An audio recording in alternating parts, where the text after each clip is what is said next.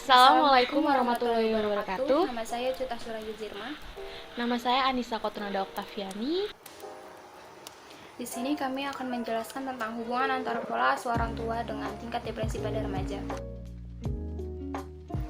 Remaja merupakan generasi penerus bangsa yang mempunyai peran penting di masa yang akan datang, di mana mereka diharapkan mampu berprestasi dan mampu menghadapi tantangan-tantangan yang ada pada masa sekarang dan yang akan datang.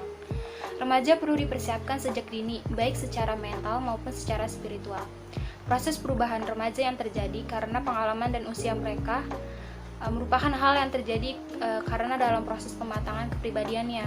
Remaja demi sedikit memunculkan ke permukaan sifat-sifat yang sebenarnya yang harus berbenturan dengan rangsangan-rangsangan dari luar. Rentang waktu usia pada remaja biasanya dibedakan menjadi 3. Yang pertama ada 12-15 tahun merupakan masa awal remaja, 15-18 tahun masa remaja pertengahan, dan 18-21 tahun adalah masa remaja akhir. Pada depresi remaja di sini ada faktor yang menyebabkan depresi. Yang pertama ada faktor genetik, kedua ada perubahan hormon, ketiga ada faktor biologis, dan keempat ada lingkungan. Ada ciri-ciri depresi. Ciri-ciri depresi ini dibagi menjadi 2. Yang pertama ada sisi emosional dan kedua ada sisi perubahan perilaku. Untuk sisi emosional biasanya yang pertama yaitu kehilangan motivasi dan semangat dalam melakukan aktivitas. Yang kedua dia merasa sedih atau frustasi. Ketiga ada mudah marah. Keempat sulit konsentrasi. Untuk sisi perubahan perilaku yaitu seperti dia mudah lelah, insomnia, merasa gelisah, suka menyendiri di kamar, prestasi sekolahnya menurun, keinginan untuk menyakiti diri sendirinya tuh tinggi. Dan untuk tingkatan depresinya dibagi menjadi 3, ada depresi ringan, depresi sedang, dan depresi berat. Tetapi kebanyakan pada remaja itu mengalami depresi ringan karena dimana mungkin diakibatkan pengaruh dari lingkungan atau kebiasaan buruknya mereka. Dalam penelitian ini, kelompok kami mengambil sampel yaitu remaja dari usia 15 tahun sampai 21 tahun sebanyak 53 orang yang terdiri dari 11 responden laki-laki dan 42 responden perempuan. Selanjutnya adalah gambaran pola asuh orang tua. Jadi pola asuh orang tua itu dibagi menjadi 3. Yang pertama ada pola asuh dengan cara demokratis, yang kedua pola asuh dengan otoriter, yang ketiga pola asuh orang tua secara permisif. Selanjutnya ada gambaran pola asuh orang tua. Pola asuh orang tua itu dibagi menjadi 3. Yang pertama, pola asuh orang tua dengan cara demokratis. Yang kedua, pola asuh orang tua dengan cara otoriter. Yang ketiga, pola asuh orang tua dengan cara permisif. Pola asuh demokratis merupakan suatu bentuk pola asuh di mana anak itu diberikan suatu kebebasan, tetapi orang tua tetap memberikan batasan-batasan untuk mengendalikan sikap dan tindakan mereka. Yang kedua ada pola asuh otoriter. Pola asuh otoriter di sini merupakan pengasuh atau orang tua yang menuntut dan membatasi anak untuk harus mengikuti perintah orang tua. Penegakan aturan yang diberikan orang tua kepada anak itu cenderung kaku. Dan yang terakhir ada pola asuh permisif. Di sini pola asuh permisif itu merupakan ciri-ciri seperti dalam segala hal itu orang tua selalu membolehkan, tidak ada aturan yang jelas, anak itu dibiarkan sesukanya dan tidak ada hukuman. Dan di sini anak itu dianggap bisa mandiri dan mengurus kehidupannya sendiri.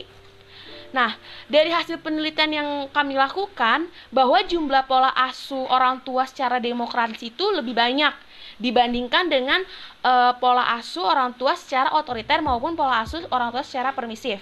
Di sini sebanyak 53 responden kita, 47 responden itu atau sebanyak 88,7% itu mereka itu termasuk pola asuh orang tua secara demokratis, dan sisanya sebanyak 6 responden atau 11,3% itu tidak termasuk pola asuh orang tua secara demokratis.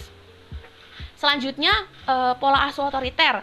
Nah, di sini dari 53 responden kita, sebanyak 29 responden itu 54,7%-nya tidak adalah termasuk pola asuh orang tua secara otoriter. Sedangkan sisanya yaitu sebanyak 24 responden atau 45,3% itu tidak termasuk pola asuh orang tua secara otoriter. Yang terakhir adalah pola asuh permisif. Di sini dari 53 responden kita, hanya 10 responden atau 19% yang termasuk pada pola asuh orang tua secara permisif. Dan sisanya itu sebanyak 43 responden atau 81% itu tidak termasuk pola orang tua secara permisif. Dan selanjutnya adalah gambaran tingkat depresi pada remaja. Depresi itu merupakan perasaan emosional yang tertekan terus-menerus yang ditandai dengan adanya perasaan bersalah, menarik diri dari orang lain. Nah, hasil penelitian terdapat dari 53 responden penelitian kami, sebanyak 17 responden atau 60,8% mengalami depresi ringan. Lalu sebanyak 9 responden atau 32,1% itu mengalami depresi tingkat sedang. Dan yang terakhir sebanyak 2 responden atau 7,1% itu mengalami depresi tingkat berat. Jadi, gambaran hubungan pola asuh orang tua dengan tingkat depresi remaja berdasarkan hasil penelitian kami yang telah dilakukan, terdapat 50 responden atau 94,3% yang menyatakan bahwa adanya hubungan antara pola asuh orang tua dengan tingkat depresi pada remaja. Karena peran orang tua itu adalah mendidik, membimbing, dan mendisiplinkan serta melindungi anak untuk mencapai kedewasaannya sesuai dengan norma-norma yang ada dalam masyarakat. Peran orang tua yang kurang itu dapat mengakibatkan anak menjadi depresi, di mana peran orang tua berkaitan dengan cara orang tua dalam mendidik anak. Jadi kesimpulan penelitian dalam kelompok kami adalah yang pertama, sebanyak 28 responden atau 52,8% mengalami depresi. Sisanya 25 responden 47,2% itu tidak mengalami depresi. Lalu sebanyak 17 responden atau 60,8% itu mengalami depresi ringan. 9 responden atau 32,1% itu mengalami depresi sedang. Dan 2 responden atau 7,1% mengalami depresi berat. Dan yang ketiga, sebanyak 47 responden, 88,7% termasuk pola asuh demokratis. 29 responden atau 54,7% itu termasuk pola asuh otoriter. Dan 10 responden itu termasuk pola asuh permisif. Nah, jadi kesimpulan di sini berdasarkan penelitian kami bahwa pola asuh orang tua terhadap tingkatan depresi remaja itu sangat berpengaruh sekali. Sekian penelitian dari kelompok kami.